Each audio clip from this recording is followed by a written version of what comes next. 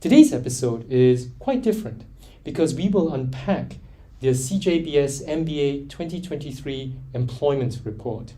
We'll look at the big trends and what it means for you as an individual thinking about your own career transition. To help us make sense of all of this, I have a colleague and a dear friend, Sadia Cuthbert, who is also the director of the careers team here at CJBS. Welcome, Sadia. Hi, Conrad. Hi, how are you? Good to be here. Okay.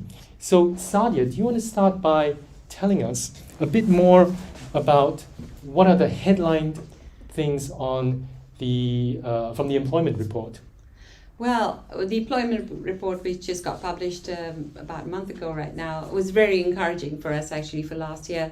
We had some fantastic numbers. Once again, I must say, after the long period of COVID, etc., we've been able to go back to our previous numbers and sort of see how fantastically the MBAs have done in getting and securing their jobs. We had 94%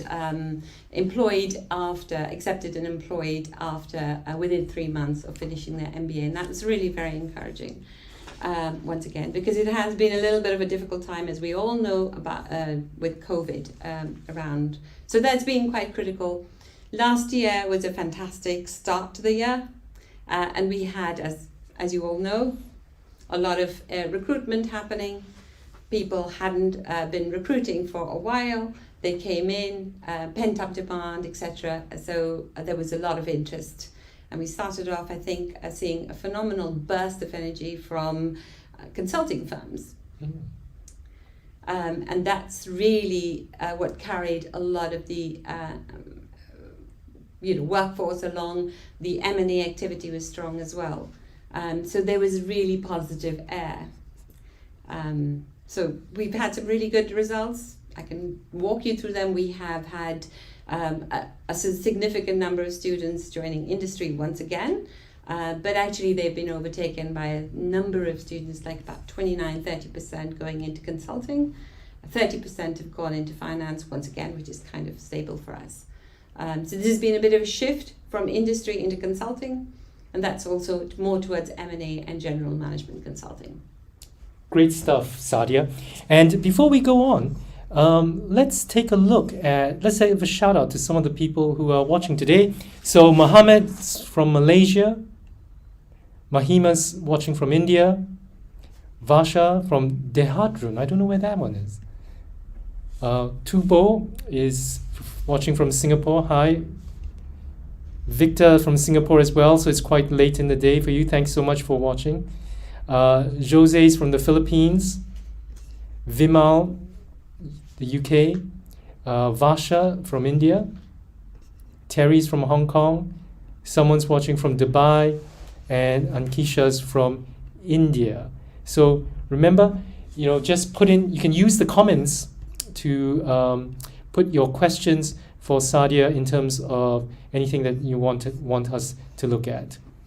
So Sadia, you talked about the shift from industry into consulting. How have people from last year's class made that switch, in terms of what did they do in the careers team, what did they do during the year? The good question. Actually, from the very beginning, the careers team starts working with the students very early, actually pre-arrival.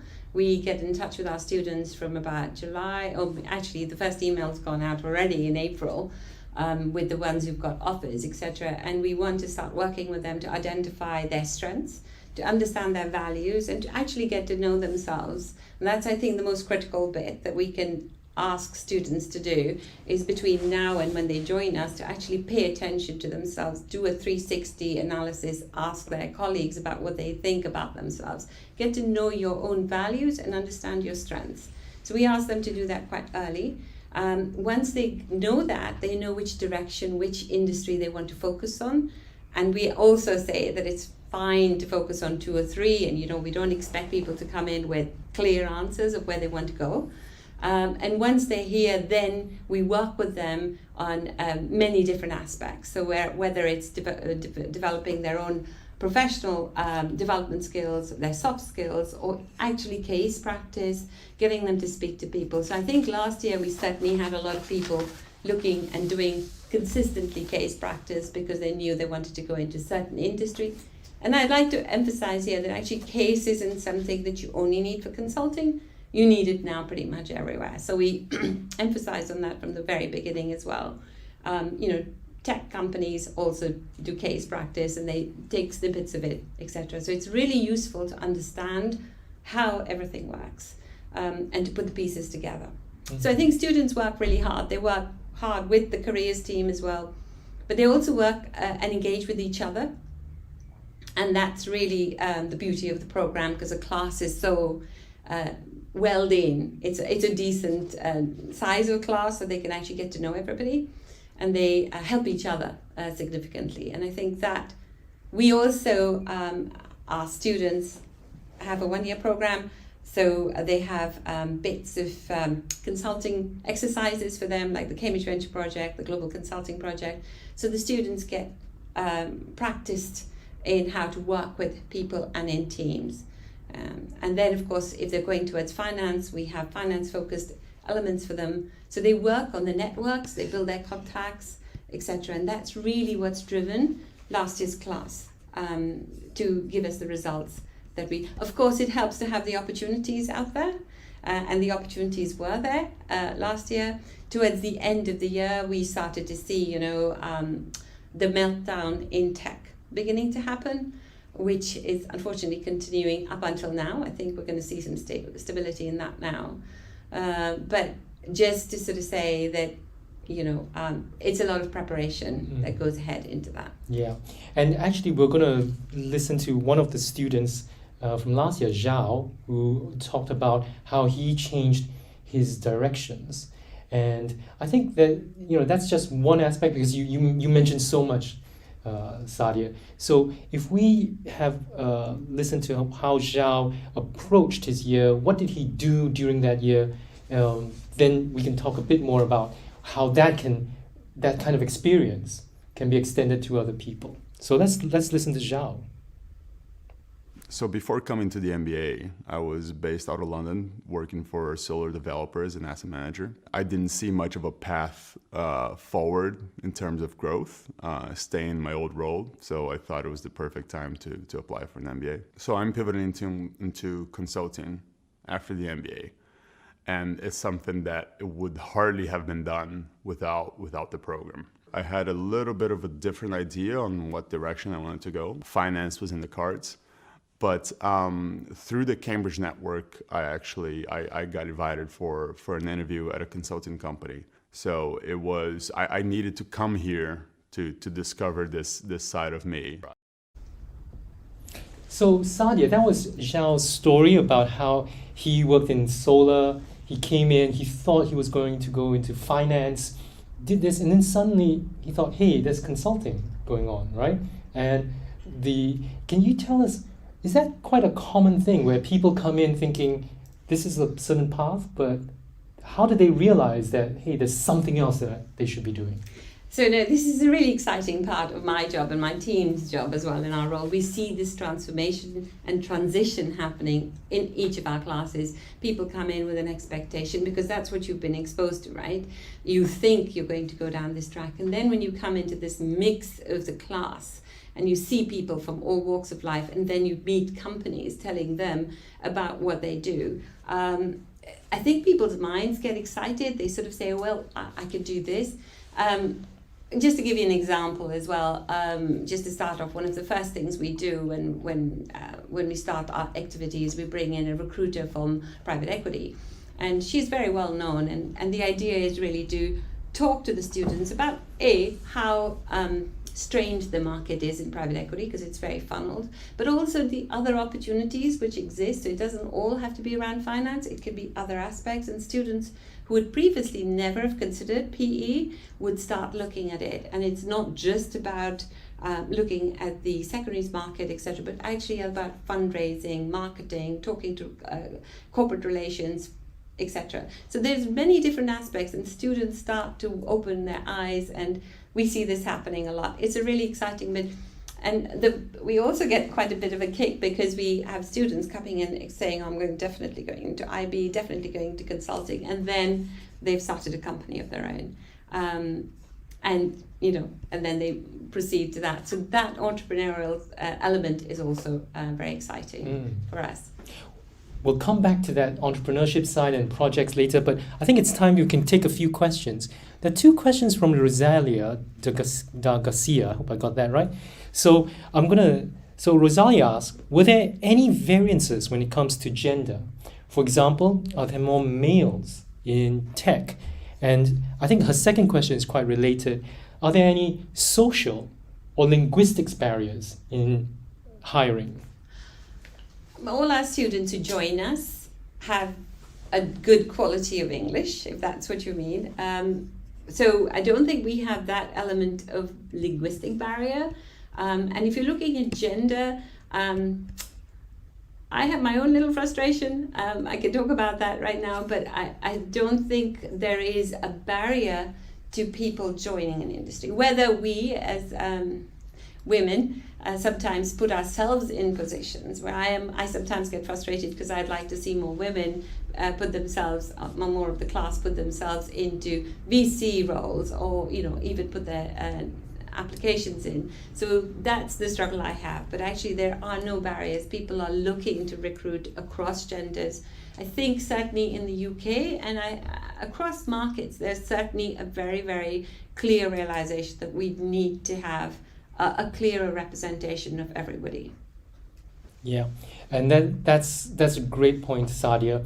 And for those who are interested, on the MBA, there's a lot of opportunities to learn about things like unconscious bias, but also the role of stereotypes when people and the reinforcing aspects of stereotypes, not just in terms of how someone else might view you, but also how you view yourself.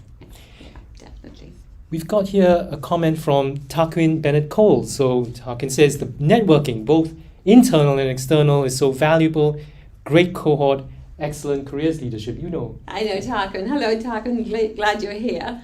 And yes, Tarquin is familiar with our cohort. Tarquin comes in and talks to students about the healthcare sector, and he's a recruiter within healthcare. So he comes in to talk to students directly and has one-on-ones with them. So he's quite familiar with that sector and our students as well. It's quite impressive. And we've got a question here from Romit, who asks, is there a specific pathway or process for students to source companies for the global consulting project? So Sadia, you take this question, and then I think after that we'll hear from one of our students last year, Mary Rosita, who used the projects to really broaden her perspective. But first, Sadia. So the GCP ends up being quite a flagship project, although I actually think CBP is quite interesting. But Global Consulting Project is something that everybody wants to do. We have two ways of sourcing projects. The team, myself and my team, also source projects, actually quite a lot of them, and with good questions. And these are live projects, okay? So these are questions which companies really want answering. And then there's also an opportunity for students to source projects themselves. And actually, I will give last year's class of 21, 22, a little bit of a chapeau here, because they did go and source a lot of projects in the games industry. And now that's not a very automatic industry for everyone. It's not a terrifically MBA focused industry. They had projects that they sourced with Unity and a few others actually. And that they completed those. So there's quite a lot of space and opportunity for you to carve out and personalize this MBA, and your experiences within. We have a lot of big brands who come with, and these days we're seeing a lot of focus on ESG or carbon-centric, moving away from carbon industry. How do we get more ESG focused, etc. projects coming across, environmentally focused projects. But again, that changes all the time with whatever the latest is. So I suspect next year we're going to see a lot of AI. So we can now hear from our student from last year, Mary Rosita, who did came in and fully immersed herself using the projects. And you'll see that she went into a project which, just like what Sadia mentioned, is not quite your traditional MBA recruiter. So let's hear from Mary. I've been able to do different projects with different industries. For example, in my first semester, I had the Cambridge Friendship Project to work with a sustainability consulting company.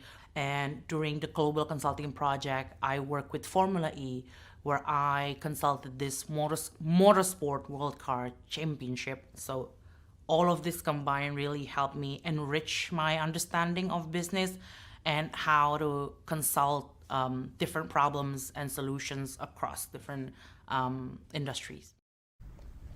So Sadia, we just heard from Mary about the use of projects. What do you recommend to students when they are thinking about which project they want to go? Is it something that they feel you feel they should do very specific, very tied to their career goal, or should they open up and think more widely? It has to be a bit of both, I think. It has to be, if you are moving away into a sector where you have absolutely no mention on your CV and that you'd like to veer into it, then I would suggest looking at sourcing a project. And typically this can and invariably is like private equity, venture cap, etc. When people are trying to move in, it's quite a difficult sector to get in, to get some experience ahead of that, to try and source projects within it. If you have had experience of just pure marketing and no tech, then actually moving into that as well, and looking and trying to pad out your CV with some mention of tech companies is useful. But also we encourage students to grow, and this whole program is about learning at every aspect, and actually being in Cambridge is all about learning. So we'd like you to also expand your vision and learn about different sectors and learn about things where you haven't. So for instance, it's a great opportunity if you're coming purely from finance and if you want to remain in finance to experience something like social innovation or working within the third economy. And even we find people wanting to go and be based in Africa to have an impact or get some experience of impact. So I think it's a bit of both. Keep your eye on your career, but also be aware that this is an opportunity to learn. So we have a few questions on finance itself. So let's start with Sohail. I hope I got your name right. Sohail asked, were you able to identify some trends within finance, as in were there more opportunities in investment banking versus corporate finance? So last year, whereas we're talking about last year's report, we saw more of the investment banking element, actually, which would have been very significant for us previously, had a little bit of a dip, and we saw more people moving towards private equity, and I think that was pent-up demand, and when PE and VC was our dominant recruiter within finance segment, and then IB, and then fintech. But now fintech would have also been a little bit higher, except we've seen the slowdown starting to happen in fintech from the end of last year, and as a result there was some element of restructure. So there is an element, I think next year is going to be significantly different. But fingers crossed for that. At the next year's report, we're sort of still seeing a lot of nervousness within fintech. We're still seeing a lot of nervousness. Certainly, you've seen the bloodbath happening within IB to some extent. But I think other sectors are beginning to pick up. There's certainly credit markets, money markets are certainly having a play. And we will start seeing new trends being formed. I mean, there's a lot of venture creation activity happening, a lot of focus on funding, extra elements of SPACs, etc. So, we're going to see something completely fresh. So Aravind actually has two questions on finance. Let's say the first one, what's the current trend of finance in the UK? Is the sector hit by higher inflation, recessionary environment? Is there anything you want to add to your previous answer? So I will say this. Yesterday I was at an event where I met somebody who was working in an investment bank, and I was aware that I have this, I knew that you would ask about finance, just trying to take a little bit of a an understanding of what's going on. And she was also quite concerned about the fact a couple of things happening. One is there is no urgency right now in this situation to recruit for this year, but we will see that probably change. The other thing is that people aren't moving jobs. So there's an element of attrition not happening. There's a certain amount of uncertainty in the environment that people are not actually quitting their job to move away, so the vacancies aren't opening up. But we think, and this was something this lady told me as well, that come June, July, there'll be some elements of recruitment beginning to happen. It'll be a little bit delayed for this year. Normally we would start seeing this kind of element happen a little bit earlier. It'll be a little bit delayed, but we expect that we will be still in a very strong position by the end of this, not the academic year, the annual year. And Arvind has another question, which is, within finance, what roles did the previous class pursue? Were there any senior hires? That really depends on the experience that you bring. But there were senior hires. I can't name them or tell you which industries, but they would have been within industries. So we have, if you're looking at finance, or you're looking at particularly investment banking, then there would have been a few senior hires, but we are looking more about transitions as well. So people who would have come in from corporate finance or they don't necessarily do an MBA just to stay within corporate finance. They would want to move. This is, after all, the purpose of doing an MBA is to transition and move out, like you've heard Howard's story as well. He came in with background as well in finance and then moved away, or thinking he would go into finance but moved away. So we've got stories like that, but I think it's much more significantly about transitioning to sectors. And we, when it comes to careers, we always focus a lot on what the wonderful work that you and your team does.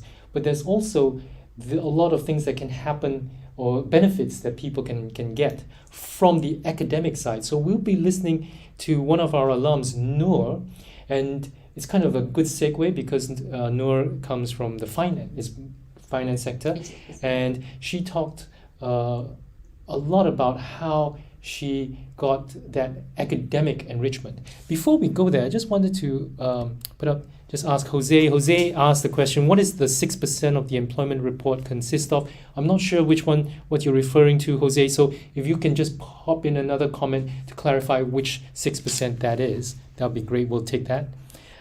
So let's hear from Noor about her transition.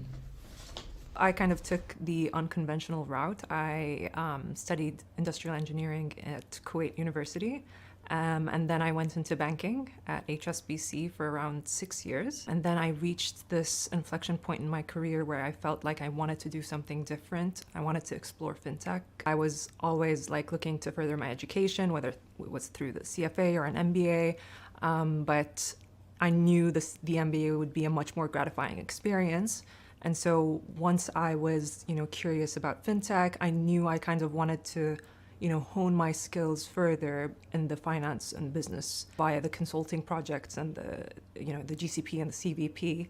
I was able to not only learn a lot about how I work with others, but learn a lot about myself in the process. So that was great about my academic experience. So Sadia, Noor talks about all the wonderful learning that happens in the classroom. How do you suggest that people bring the classroom learning into their career search? Well, the MBA is, and Noor didn't mention this, but it's quite a lot of hard work. And starting from day one, and there's a lot of learning to be had there. If you're coming from finance, you're suddenly learning about organizational behavior, you're being taught about entrepreneurship, you're being taught so many different things that you've never been exposed to possibly. or vice versa if you're coming from a different field. So I think it's just being open about the learning, the experience, learning about strategy, learning about marketing, and bringing that to your own sphere to understand how you can develop them and what interests you as well. Because it could be that you've actually, after university, just gone into a career and then just moved along the straight line. But this is your opportunity to learn, not just in the classroom. We have really inspiring faculty, and our faculty do all kinds of research, and every month I get an email about the kinds of research that they're involved in, and I must say it just takes me aback. So we're looking at all different aspects of society as well as finance, and I think that's certainly a value. I think the classroom learning is there, you can't move away from it. It's the cohort learning together in the classroom that's really quite critical. We use quite a lot of case as well, case teaching, so they will use cases to teach you how to do strategy and develop ideas, etc. And actually the speakers who come in from entrepreneurship, etc., to tell you about how ideas have been taken forward and how to scale your company, or etc., and how to raise money. These are all valuable learnings, even if you're not going to be an entrepreneur. So lots to take, lots to learn. We have this question from Sadia. Sadia asks, there are approximately 17 types of intelligence. Do you have a trait, a quality you have seen that's critical to success in career transitions? I haven't actually done that kind of detailed analysis on our students yet, so we do have some broad ideas of, I think there's a lot talked about intelligence, but I will say this, that the people who succeed are not necessarily the most intelligent or the most on any scale. They are going to be, there's an element of luck involved, admittedly, but there's an element of hard work. There's, determined behavior, determined, focused networking involved. So it is really not necessarily the best candidate who gets the job, but it is the person who has and who's just the right person there and then. So we haven't done as much detailed work on what traits make people good, but I would certainly say curiosity, diligence in working, collaboratively with people. And there is also an element of, and I wanted to talk about this a little bit later, but I'll bring this up, but also being able to deal with ambiguity. That's a critical thing that's happening right now. People want to know if you can, change your plans or change, because we're living in a very uncertain world, how quickly you can adapt. And I think that comes through as well. So whatever intelligence that falls into, dealing with ambiguity and dealing with the resilience that you show as well is very key. Thanks so much, Sadia. I have to confess, I only know like 2 or 3 of those 17 types. So if you wish, you can write in the comments what are all 17 types of intelligence. Emotional intelligence is, of course, kind of critical for all walks of life, not just careers. So, that's about dealing with people and how you work with teams, and those are always tested anyway. A large number of our students went into industry, and within industry there was a lot of hiring for technology, etc. People want to go into product management. So we're going to hear a bit from one of our students, Ed Boson, who moved into the tech sector. And I think after that, Sadia, if you could talk a bit about whether that experience is quite common, or what are some of the things that people need to do if they want to move into that transition. So let's hear from Ed. Before the MBA, I was working in finance, and I wanted to change into something different, specifically moving into tech. And so I've used the MBA to make that change. I'm changing both industry and also the type of role that I'm doing there compared to what I was doing before. So the MBA has been really instrumental in helping me to sort of make that jump. So the skills I've learned this year that are relevant to my job, kind of incoming role are hard skills sort of around strategy, operations management, which are core courses in the MBA. But then also soft skills like negotiations, teamwork, understanding how other people, work and how to get things done. I'm changing sector and I'm changing role at the same time. So I want to go to a tech company that is like a little bit larger, more structured. So, Sadia, Ed talked about how he's changing all this, right? Industry, roles. What's your advice to people who are making that kind of multiple career transitions? So I remember when Ed came into the careers office to tell us about his success, and quite early on actually, and we were all very thrilled for him. He was quite determined in his direction quite from the very start. And I would say that if you want to make a transition away and you haven't had a role to play in tech, for instance, I would really advise you to sort of start working on it from the beginning, and actually even before you join the MBA. So you might have some time just ahead. I would encourage you to look at some internships or to try and see how the fit is. And these could be with early startups, and I think those are the best internships that you could get, because you're really in there, you're being thrown into the hard end of doing things, and you understand the processes, and that's something that will sell really well at any point on your CV, and you'll have a lot of interesting stories to talk about in your interviews. So I would sort of say being a bit more prepared from the beginning if you want to make a critical transition like that, and if you haven't got tech on your CV yet.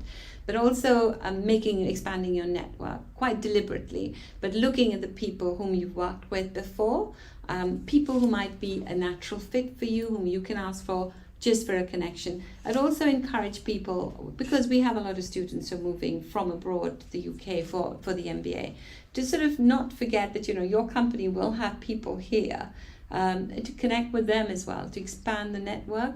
And it's never going to be your immediate network that helps you. It's the weaker links that you create around you who are going to be able to promote you and help you move on. So I'd like you to explore that. We talk a lot about that later on when people are here in the MBA, about building the networks and how to grow them. But if you wanted some advice from me, especially about moving into two, so I'm going to point out two sectors in particular. One is impact. For impact careers, you need to show a passion and to show that you are actually interested in it. So people do want to see some evidence that you've done something, whether it's a project in your office that leads to some kind of impactful outcome, or if it's tech, then they want to be able to see that there is a real, motivation. So those are my two tips. Yeah, and these are really useful things, and I think it also quite relevant, this idea of networking, using things outside your traditional playbook to expand your network can really help. And I think if people are coming to an MBA in a university like Cambridge, one big opportunity is through clubs. So we'll hear from Zhao again. Zhao, if you remember, he changed direction, and he was also very active in one of our co-curricular clubs that was across the university. That probably helped him quite a bit in his career transition. So let's hear from Zhao again. I was the vice president of the Cambridge University Energy Network, which is a society that was founded by MBAs a while back. And it was great. We exceeded our expectations. It's a university conference, and we had people coming, climbing up from London just to attend, and the magnitude of speakers that we had was quite heavy. It was probably my proudest accomplishment here in Cambridge. I have a background in energy and renewables. I've been working on renewables for the past 7 years, and that's the industry that I want to go back to, and that was never a question in my mind. It was just the question was how I would get back to that. And it turns out that I'm going to a firm which is widely recognized for doing energy consultancy as well. So, Sadia, do you want to talk a bit about how students can use not just the wonderful resources within the business school, but the wider network? So what I was talking about is the Cambridge University Energy Network. A network, yes. And they have an annual conference, and I think pivoting and leveraging these networks is kind of critical. We have a lot of networks. I mean, Cambridge is a huge place, and actually trying to understand it is, I don't know if you can ever, but what it has within it pockets of so specialisms everywhere. And actually trying to tap these is very important. My colleagues and I are always talking to students because we realize you're coming from outside, and getting a quick snapshot of what's available is really important, to be doing it quite rather quickly. So we take you through some of them. We can connect you, we'll introduce you to some of the networks. There are special interest groups at the business school there and the university clubs. To be part of these is integral. And actually there's a lot of activity that happens within colleges as well. So being part of that integrated network of colleges, understanding and working and sitting next to somebody who's doing a totally different subject to you is really important. There's I can't stop. I love this topic very much, but I think we also have something called Ignite, which starts off quite early and gives students the opportunity, and it's not assessed, so it's kind of cool, to work across the university on developing a product or a new strategy or a service, etc. And they do about 3 or 4 projects a year. MBAs are always welcome to join those, because you're bringing the sort of business commercial mindset to a problem statement. So there are lots of opportunities to work, but you really have to get on these opportunities quite quickly, because it's only a year and it goes very quick. Thanks, Sadia. We have a question from David, who asks, what about age? Are there senior profiles? Is there any bias in recruiting? And Sadia, I'd like you to answer this question, but also if you can talk about how people could overcome some of the stereotypes that might be associated with age. So whether that's someone who may be seen as too young, or someone who's seen as too old. So I will. We have a 6-7 year MBA profile, but we start recruit. We've got students with 2 years work experience, 3 years, and they go up and they span up to about 14-15 years, I think, experience. I haven't seen that, because you're actually applying on the basis of your experience. So people are viewing you on your experience. There is one aspect that if you have so much experience, then some of the internships may not be open to you, because people already think that internships might be open to people with less experience. But that seems to be, I think, the only element of bias, if you call it, but it's not bias because they're actually trying to develop you, that I've come across. But I think when you're applying for jobs, people are always looking at the experience, and I don't think there's that much of a bias coming in at all. Yeah, and I'm reminded of one of our MBAs from several years ago, not too long ago actually, Melanie, who had a huge amount of experience, had a PhD, everything. I think she had a PhD, but she came in and she still managed to make a career transition. She actually had to work really hard, etc. But she was really focused in terms of what she wanted to do. So definitely, David and others, don't let your perceptions or other people's perceptions of your age or your work experience. Absolutely not. I've seen some good successes actually. I'll talk about a different program here, the Masters in Finance. We had somebody who had a lot of experience in the MFin program last year, and came in, changed geography, of course remained in the same sector, and actually got a really good position, quite senior. So I wouldn't let that come in the way. It's when you want to change too many things. So if you want to move, I would suggest that we are just a little bit more realistic about the changes that we can accomplish within the year. And I also want to say one thing, that the next job after your MBA isn't the last job. It's just the first job of many, and it's your beginning of your career, really, in a way, post MBA. So don't view it as, oh, this is it. And we've got a question from Vimal. Vimal says, it's nice to see you again. This year's employment report shows even more students going into consulting. Recently, I've learned from consulting professionals that the scenario is not that great at present. Any thoughts on this? Yes, it's not. Last year was quite a robust market, very, very strong across all business schools, and we all know that. And it was a bit of, as I mentioned earlier, it was a recovery mode from two things. Brexit, we've had both long Brexit and long COVID. So a recovery from that. And I think right now where we are, and we speak to consultancies all the time, there is a slowdown. People aren't recruiting as heavily as they did last year. It was huge. But that doesn't mean that our students are still getting interviews. You know, the other thing is we get caught up with the MBBs, or we get caught up with consulting, strategy consulting. But actually, consulting is wide.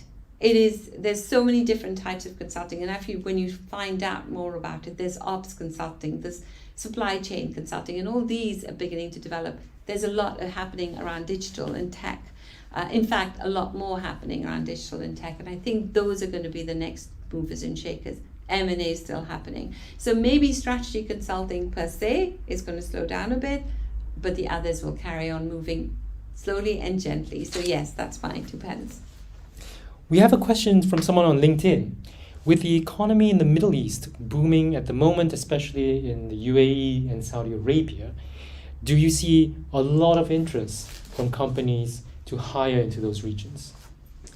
So, couple of stories there. Of course, UK GDP, particularly right now, is low, and you know, it's probably going to recover now, but next year, not till next year. So we are looking at other geographies, and our students are looking at other geographies as well, which are interesting.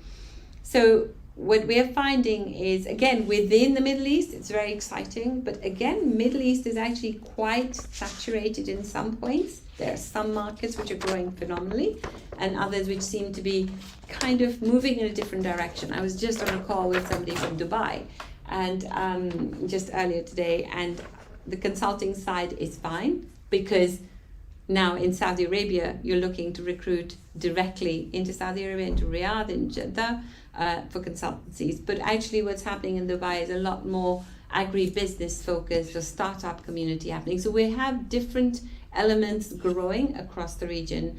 And yes, people are looking to certainly, you've got the big companies looking to recruit across, not just in Dubai, but actually across the region in the Middle East. And many of our students have got offers there. Great stuff, Sadia. We've only got a few more minutes, so we'll do like lightning round with some comments. Rosalia says, totally agree. Faculty at CJBS are very inspiring. So thank you so much, Rosalia. Sadia, you've given us all 17, and I'll have to look at it again after this. Yeah. Someone on LinkedIn says, I can recommend the CJBS MBA, having worked with MBA candidates to carry out some market research for one of my startups in 2005. So that could be the Cambridge Venture Project, for example. Yeah. And someone from LinkedIn asks, can you talk a bit about how the Career Centres helps international students get visas in the UK or Europe? We don't actively play a role in visas because this is not in our control, but we are educated about visas and we can inform the companies about the visa situation, and I'm actually doing something like that right now. But right now, actually, the environment, and we didn't discuss this, but actually we've had a phenomenal increase. Well, we have a huge transition of people, our students who join us. 68% of them move location, and of the 68%, 80% stay in the UK. And UK has this opportunity for 2-year stint. You can do without a skilled visa. You can be here for 2 years post your MBA, and that's really been a really nice landing spot for a lot of our students, and this is a good change, and I hope it stays and the government doesn't move that away again. So that helps the students, actually gives them a little bit more freedom to breathe and not having to rush and make decisions about which jobs they go into and their visas being tied. But we will advise you. We can't necessarily, we'll educate you more than that. And the final question, so this one, I think both of us will take that. So Rosalia's question is, what's the advantage of CJBS MBA compared to others? So maybe I'll start very quick and then over to you, Sadia, like 20, 30 seconds. Right? So I think the advantage is really the community that you'll be joining. It's not just the 200 students in the classroom that will be in your cohort. In fact, this is the weekend that last year's class are coming back, and we can see the kinds of friendship, the kind of support that each of one of them gives them, right? And it's all about that strong ties, the community, so that everybody wants to see each one succeed, so that the whole community goes up. And you see that spirit not just within the business school but across the university. And I'm sure tomorrow when I see the graduates, they will tell me all the stories about how they got support from alumni in any of those places that they went. So that's my take. Sadia. Mine is, because you can't shut me about this, but I would also say, apart from everything else, class size and the type that's built in where we are, it's a phenomenal university, and I don't have to say more than that. And the opportunities that exist around here to learn, and I keep emphasizing the word learn here because it is really important that you come in with that mindset as well.